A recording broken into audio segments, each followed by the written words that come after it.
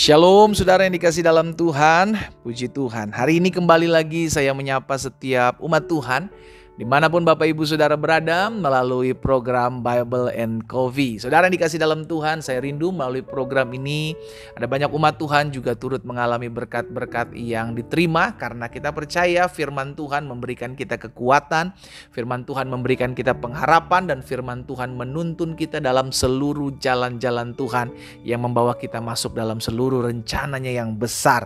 Karena itu saudara yang dikasih dalam Tuhan, saya ajak setiap kita untuk kembali menyiapkan hati kita untuk mendengarkan firman Tuhan. Kita berdoa, kita datang kepada Tuhan. Bapa, terima kasih buat kemurahan Tuhan, terima kasih buat kasih setia Tuhan dalam kehidupan kami. Hari ini kembali kami rindu untuk membuka hati kami mendengarkan firman Tuhan. Karena kami percaya langit dan bumi akan berlalu, tetapi firman Tuhan tinggal tetap. Yang tergenapi, yang terjadi hanyalah apa yang keluar daripada mulutmu ya Allah. Karena apa yang keluar daripada mulutmu tidak pernah kembali kepadamu dengan sia-sia, melainkan akan mengerjakan apa yang engkau katakan dan berhasil dalam apa yang kau perintahkan. Kami buka hati kami untuk firman-Mu di dalam nama Tuhan Yesus Kristus. Haleluya. Amin, amin. Puji Tuhan. Nah saudara yang dikasih dalam Tuhan, ada satu keadaan dalam kehidupan bangsa Israel yang tercatat dalam Hakim-Hakim pasal 8 ayat 22 dan 23. Dan ada sebuah pembelajaran dari peristiwa ini. Kita lihat sama-sama. Kemudian berkatalah orang Israel kepada Gideon, biarlah engkau memerintah kami, baik engkau, baik anakmu, baik cucumu, sebab engkaulah yang telah menyelamatkan kami dari tangan orang Midian. Jadi saudara yang dikasih dalam Tuhan, Tuhan pakai Gideon.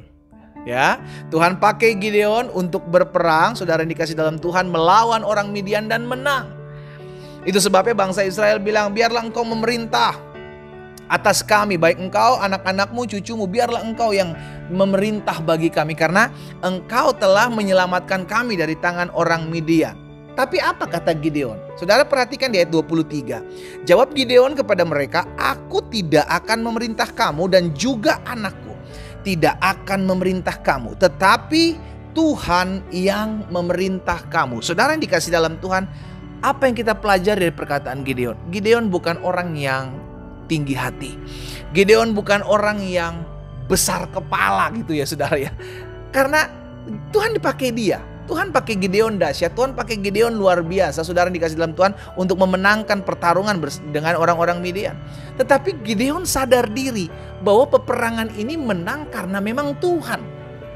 Peperangan ini menang karena memang Tuhan. Betul, Tuhan pakai hidupku untuk menjadi berkat bagi bangsa Israel.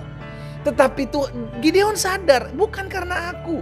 Itu sebabnya Gideon dengan perkataannya, Gideon bilang, bukan aku yang akan memerintah, bukan anak-anakku yang akan memerintah, tetapi Tuhan yang memerintah kamu. Kenapa? Karena Gideon sadar peperangan ini menang oleh karena anugerah Tuhan. Peperangan ini menang karena kemurahan Tuhan. Saudara yang dikasih dalam Tuhan, kita sadar sebagai anak-anak Tuhan, Tuhan bisa pakai kok hidup kita.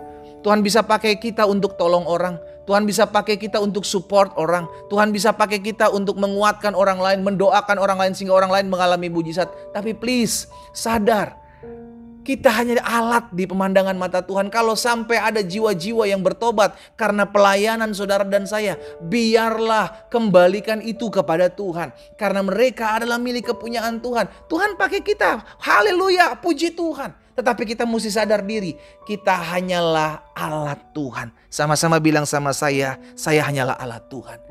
Amin. Kita gak boleh memegahkan diri, kita juga gak boleh besar kepala. Iya dong, semua karena saya. Oh, kalau bukan karena saya, orang itu udah ada di God sekarang.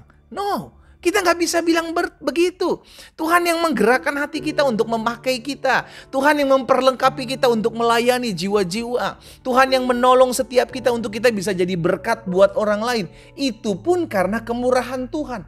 Sekarang jadi pertanyaan, apakah Tuhan tidak bisa pakai orang-orang lain selain kita? No, Tuhan bisa pakai siapapun. Tuhan bisa pakai apapun. Tetapi ketika Tuhan pilih saudara dan saya, itu anugerah. Amin.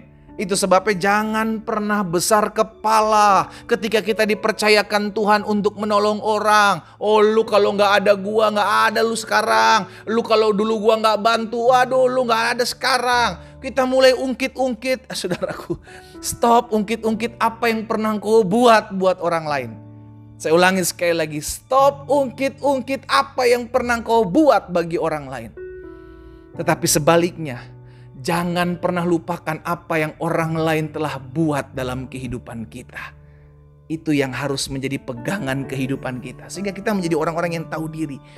Kita menjadi orang-orang yang sadar diri. Tuhan, saya percaya bahwa semua karena kemurahan Tuhan kok.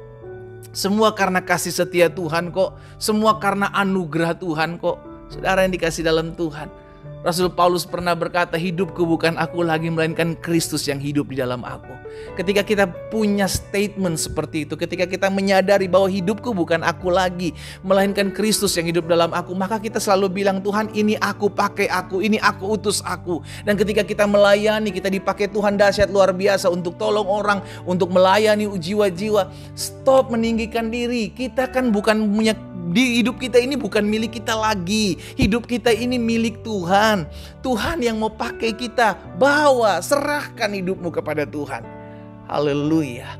Kita belajar hari ini dari Gideon, saudara yang dikasih dalam Tuhan. Gideon dipakai Tuhan dahsyat luar biasa, memenangi peperangan dengan orang Midea. Tetapi ketika umat Tuhan memilih mereka, baik Gideon maupun anak-anak cucu-cucunya untuk memerintah, dengan kerendahan hati mereka bilang, biarlah Tuhan yang memerintah. Karena Gideon menyadari peperangan itu menang semua karena kemurahan Tuhan. Hari ini saya mengajak setiap umat Tuhan, ayo, kalau Tuhan pakai kehidupan kita, tetaplah ingat kita cuman keset, kita cuman hamba, kita cuman alat, kita cuman perpanjangan tangan Tuhan. Itu sebabnya biarlah kita kembalikan semuanya untuk hormat dan kemuliaan nama Tuhan. Kita berdoa, kita datang kepada Tuhan. Bapa, dalam nama Tuhan Yesus, terima kasih kalau Tuhan masih percayakan kami untuk menjadi berkat, menjadi perpanjangan tangan Tuhan. Kami sadar hidup kami bukan milik kami lagi. Kami sadar ketika kami dipercayakan Tuhan untuk ada di tempat saat ini kami berada, semua karena Tuhan sudah punya rencana yang besar untuk kami. Sehingga kami menyadari ketika Tuhan memperlengkapi kami, maka biarlah kami menyadari tugas kami untuk jadi memperlengkapi jiwa-jiwa untuk datang kepada Tuhan.